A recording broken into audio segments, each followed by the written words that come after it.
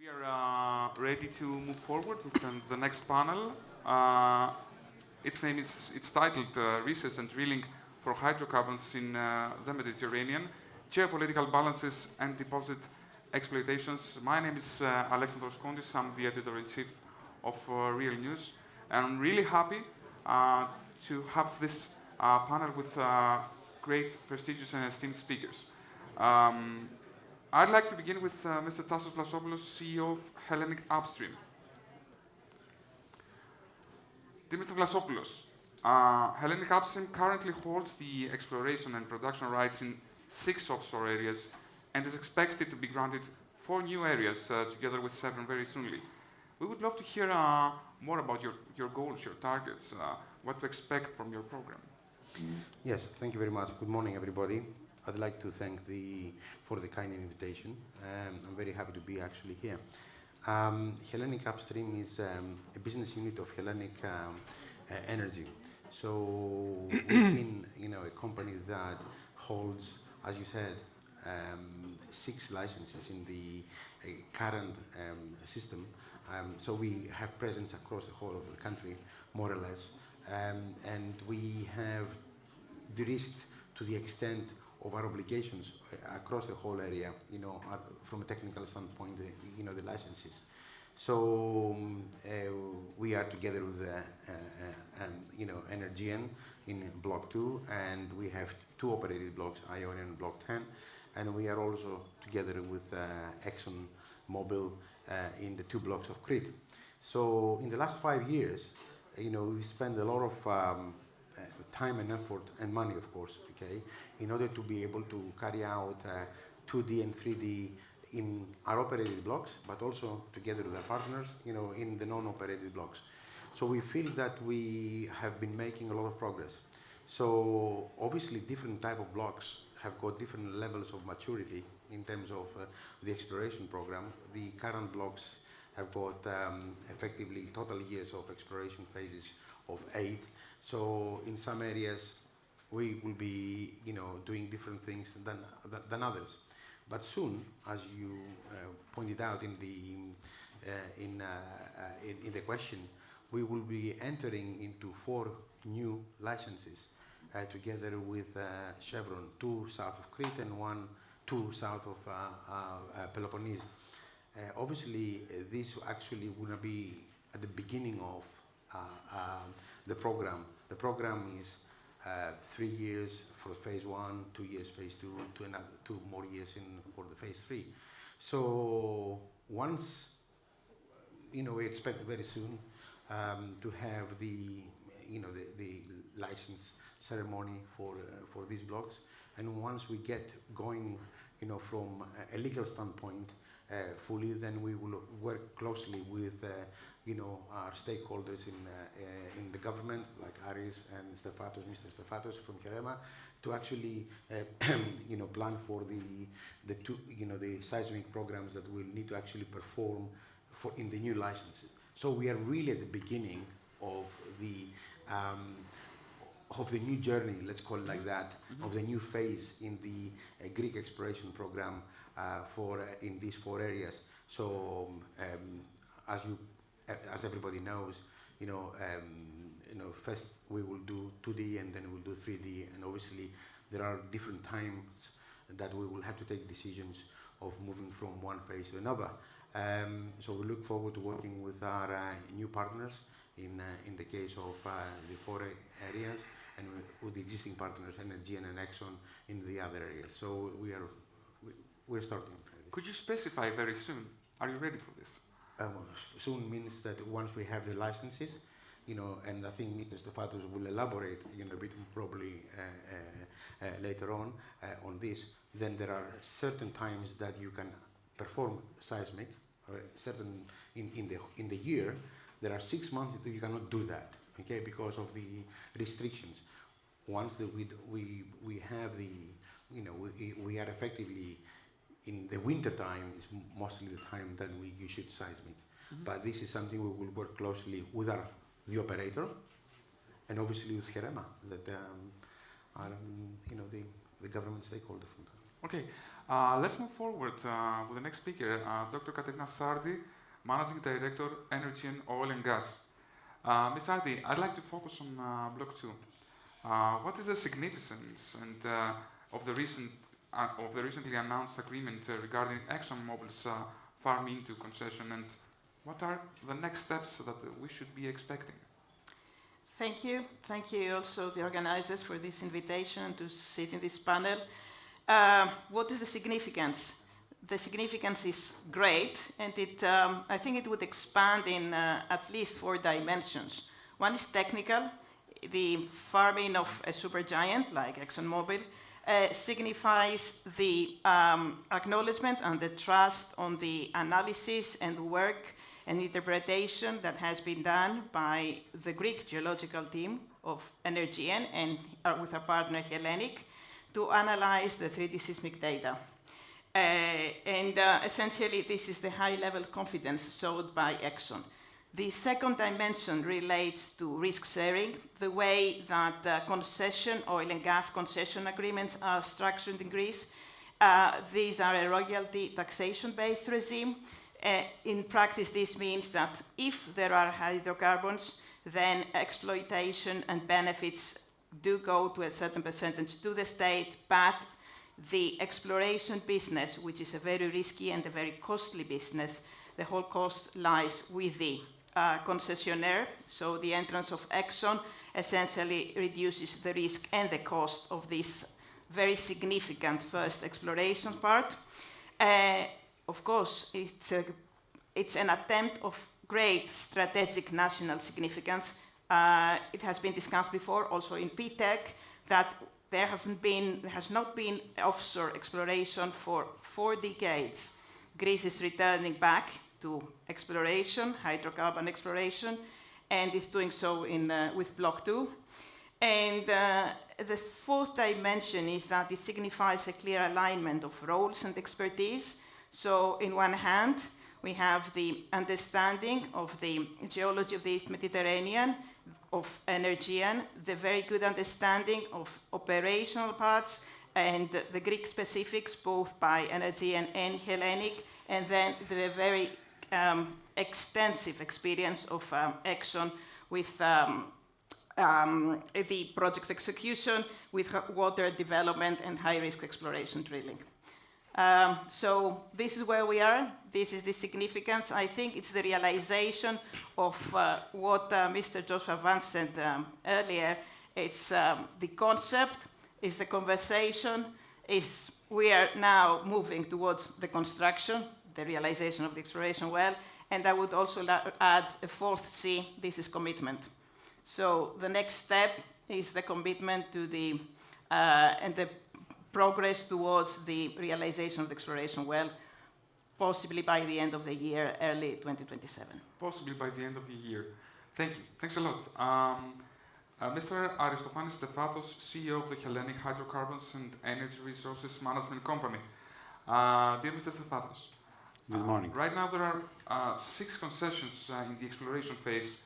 3 of them are offshore in the Ionian Sea. What's next? What shall we be expecting in the near future?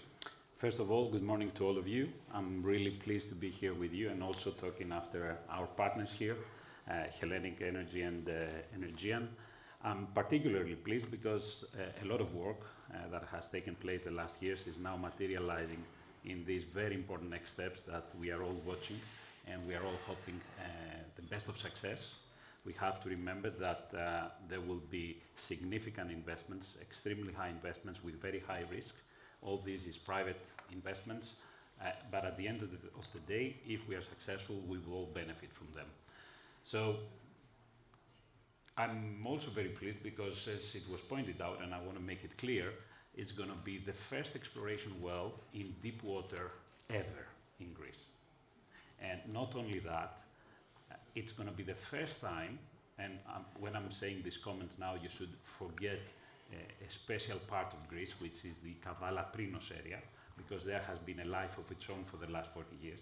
But for the rest of the Greece, for the country, we're going to have an exploration well in deep water that is targeting on 3D seismic. So for the first time, we are having a very good image of the subsurface. To put it simply, in the past, we were almost drilling in blind. It's not very fair, but just to make it easily understood. So the expectations are very high. So after that, excuse me, after that, you could use some data for other exploration facilities. Absolutely. And we are also very pleased because we are starting from the northwest of the country. We're starting from one of the areas that relatively the water is not so deep. So we're going to be drilling at 900 meters of water depth. As we go further to the south, we're going to go eventually and hopefully down to 3,000 meters of water depth, which is, from a technical point of view, it's a huge, it's a very demanding task that only a few companies around the world can actually deliver such operations. But we're starting with something which, although it's difficult and it's demanding, it's easier than the others. And we hope that we're going to have good success. And from that point onwards, we're going to be revising our geological models, we're going to be revising the estimations, and we hope that we're going to be building more and more confidence as we go forward. So, starting from the northwest, we have blocks along the Ionian Sea, from the central Ionian, then to the south Ionian, and all the way to the southwest of Crete. And hopefully soon we will also have the blocks to the south of Crete. These blocks are going to be newer, so we're going to have a small delay because they need to catch up with the developments. They're going to be shooting seismic, hopefully, as soon as possible. So, with all the planning we have, you should expect a combination of drilling activity and exploration of seismic activity going in parallel while we try to mature one area after the other. What we should also have in mind is that these efforts are very high risks, which means that we are learning as we go. The less information we have, which is the situation right now, we only have the seismic, we do not have the ground truthing from actually drilling and understanding the geology. As we go, though, we're going to be building confidence because we're going to be collecting more and more data. So in all possible ways, I can say that I'm very pleased and very happy with these developments. I'm also very happy because it was pointed out earlier by Deputy Minister Tassos. It has been the most active period of work of all times. It is indeed so. And also, as Minister Papastavrou pointed out in the beginning, this is a strategic objective for the country and the region. So imagine that the vertical corridor works, then we're going to have the possibility to feed it with domestic reserves.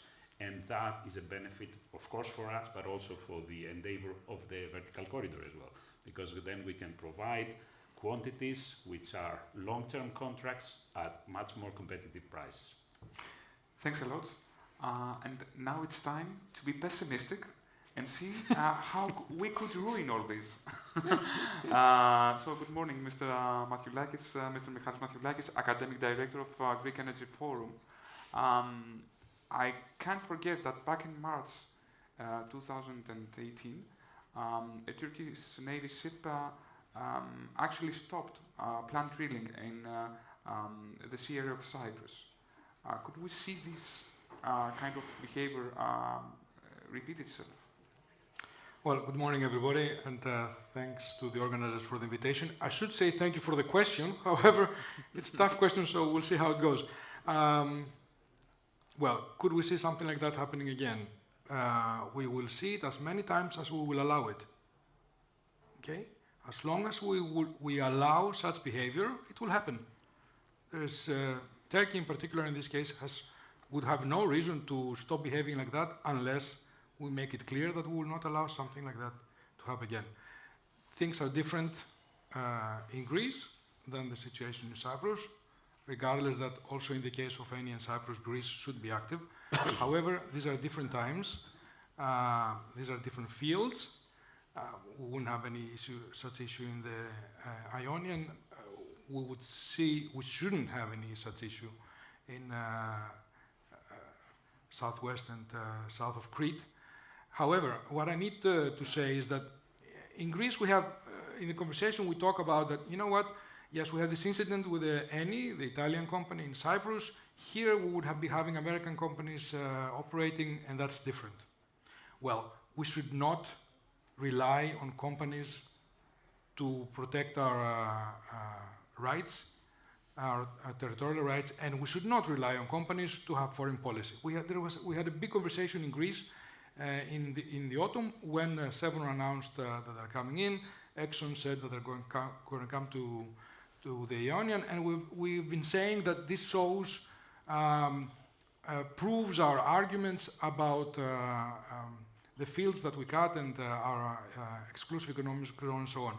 Again, this is not the company's business to do so. The companies, by being here, what they do is that they demonstrate their trust to the Greek state. And this is really, really important. But what they do demonstrate is their trust that if it comes to that, the Greek state will be there to protect their ability to operate. And the American companies that we're talking about, they also demonstrate their trust to the Greek companies that have already been on the field and to HEREMA that they've done extremely good work that makes things to happen. Well, we need to make sure that this trust will be honored. Okay, thank you very much. On the same subject, Mr. Vlassopoulos, would you say that the Eastern Mediterranean is a territory with geopolitical risk? And does this technical risk or geopolitical risk? Geopolitical risk. You know, I'm not the geopolitical analyst, and I'm not gonna go into that. I will actually rather answer this question on the technical risk. Yes, but does this influence any decisions from any international companies? We are actually getting licenses from the Greek state that they are actually the right of the Greek state to provide.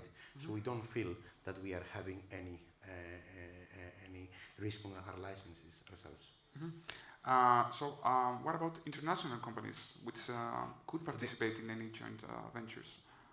In the international companies have already made their decisions to actually to come in or sometimes to go out from the country. Here we're currently having Exxon within the country, and we're expecting soon to have Chevron. So they must have done their own, analysis to actually prove themselves that there is no such risk for coming into Greece. So in my opinion, there is no issue with any of our licenses going from the northwest of Greece all the way down to the south of Greece, which is effectively south of Crete. Okay? Crystal clear. Yeah. Dr. Sardi, more or less the same question. How do international investors perceive geopolitical risk in Greek offshore blocks? Well, if the question is for Block 2, there's zero geopolitical risk. Block 2 enjoys a superior position. It lies in the western part of Corfu, exactly at the exclusive economic zone between Greece and Italy. This is well defined, and so there are zero issues. And essentially, Block 2, if there is a discovery, it lies between two EU member states. It will be developed according to EU law. So I think it's an ideal prospect also to start with. Okay, that's great. Mr. Stefatos, beyond the current exploration activity, HEREMA is involved also in carbon storage facilities and the offshore wind. How do you see the role of HEREMA evolving in the next phase of Greece's hydrocarbon sector? Well, before I answer that question, allow me to make a few comments. First of all, the whole situation with the experience of ENI in Cyprus is a case that we have studied very well. And I'm not only referring to HEREMA, but also other parts of the state and government. So we learn from the experience of others. The second thing I wanted to say, and I think it needs to be said very clearly, we should not see these developments as like we are preparing and escalating towards any sort of conflict.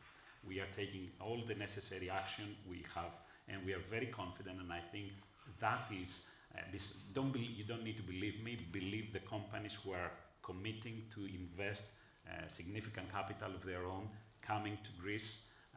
We think that these things we have restricted ourselves in areas where we have no problems. And so from an investment point of view, the endeavor, the planning, and the goals that we have set are without the usually perceived risk for the area, which probably it's the reason also for your questions. Now, with that being said, yes, indeed, we are involved in other things, and I have to say that I'm particularly proud and happy of the team that has been working very hard.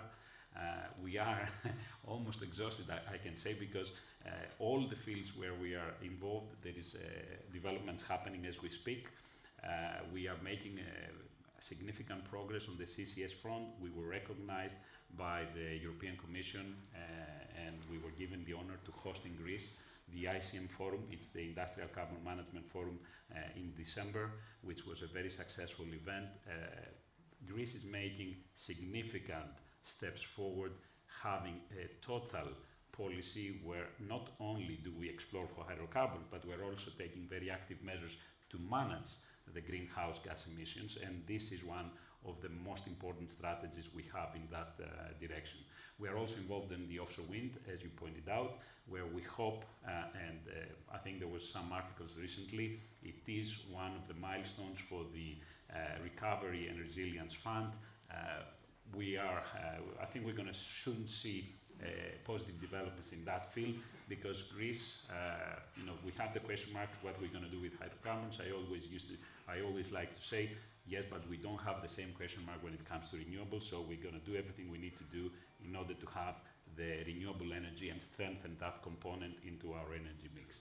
Now, with that being said, I hope that, back in 2022, I see Alexandros, former deputy minister, which I really thank her, because she was among the persons who helped evolve the company into being more than simply the hydrocarbons exploration and development.